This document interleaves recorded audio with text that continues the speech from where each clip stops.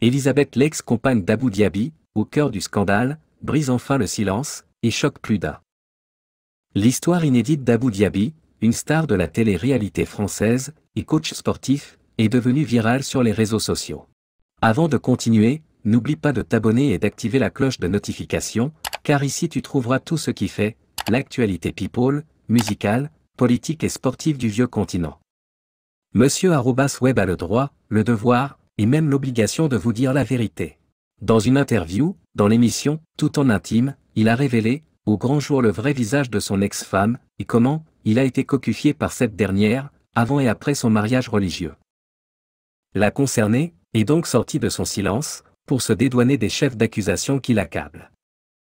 Je tiens à m'excuser, pas envers l'autre pitre de la télé-réalité, mais envers les femmes qui, à cause de moi et de l'habit qui a été stigmatisé, de pouvoir être la cause d'une mauvaise image, de toutes celles qui portent un voile.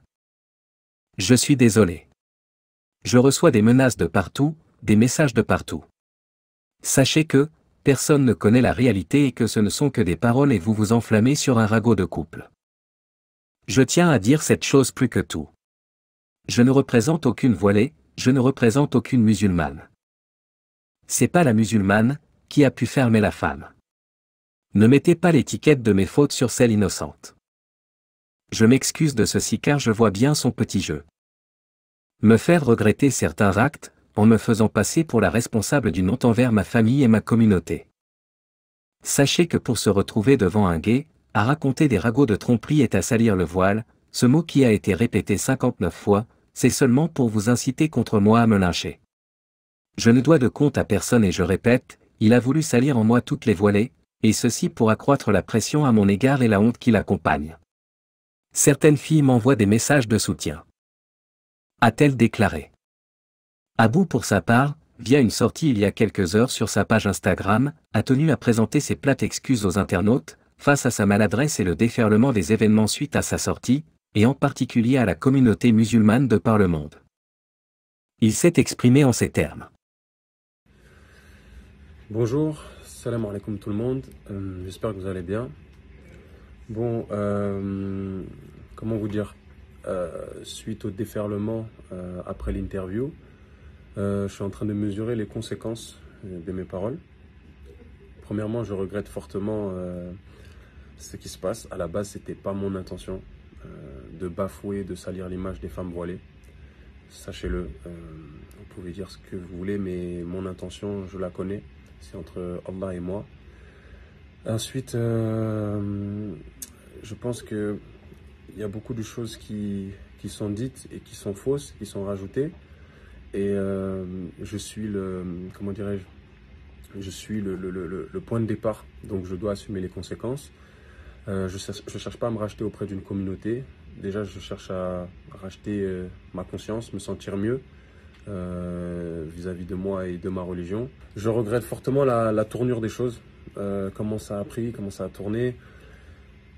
Moi, ma conscience, je suis pas tranquille. Je suis pas tranquille parce que dans l'histoire, il y a une femme qui m'a blessé, certes, qui m'a fait du mal. J'ai pas inventé, mais je pense pas que ça mérite un lynchage médiatique et public et qu'on la jette comme ça dans la fosse au lion, parce que c'est pas une victoire, c'est pas une victoire pour nous. Je voulais juste expliquer mon histoire, faire un message de prévention, mais ça a mal tourné. Ça a mal tourné, j'ai mon ego qui a parlé, mon orgueil. Voilà, je voulais montrer tête haute que j'étais un homme fort. J'ai parlé avec de la vulgarité, voilà, avec des punchlines comme on peut dire, mais c'est pas vraiment moi, c'est juste mon ego et ma colère et ma haine qui a parlé par rapport à ce que j'ai vécu. Et puis j'en suis sincèrement désolé, mais c'était pas mon intention première, je le répète, et je suis vraiment désolé d'avoir sali l'image des femmes voilées. Je veux vraiment que vous arrêtiez de vous en prendre à elles. Je voulais juste raconter mon histoire, donc s'il vous plaît arrêtez de faire ça. Et puis moi, encore une fois, je ne cherche pas le buzz. Après ça, terminé, j'en parlerai même plus. Si vous voulez vous désabonner, désabonnez-vous.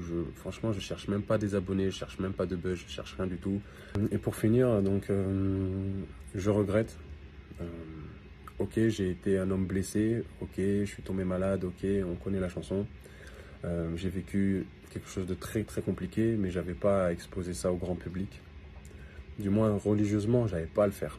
Ok, j'ai été égaré, comme j'ai pu être égaré dans le passé.